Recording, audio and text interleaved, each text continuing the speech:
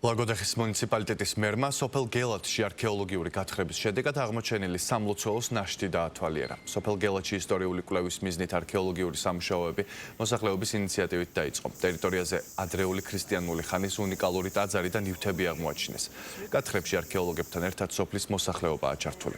აღმოჩენილი უძველესი ნივთები ლაგოდეხის ისტორიულ მუზეუმში განთავსდება. ნახეთ, წრიული ნაგებობა.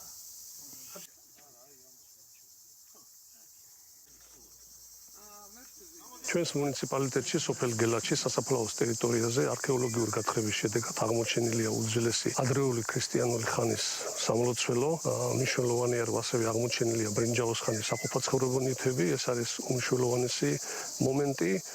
მეტ ინფორმაციას, დეტალებს ძეგლთან დაკავშირებით იტყვიან დარგის სპეციალისტები და ვფიქრობ, რომ ეს ადგილი სამომავლოდ უნდა მოხდეს მისი რესტავრირება და იქნება ერთ-ერთი მნიშვნელოვანი ადგილი ვიზიტორებისათვის. ძეგლი წარმოადგენს ადრე ქრისტიანული ხანის ნაგებობას. ანალოგიური ძეგლი მოიძებნა მხოლოდ დმანისის სოფელ ვარდისუბანში. ძეგლი ნამდვილად მნიშვნელოვანია და ადრე ქრისტიანული ხანის საქართველოს ისტორიაში კიდევ ერთ ფურცელს დაწერს.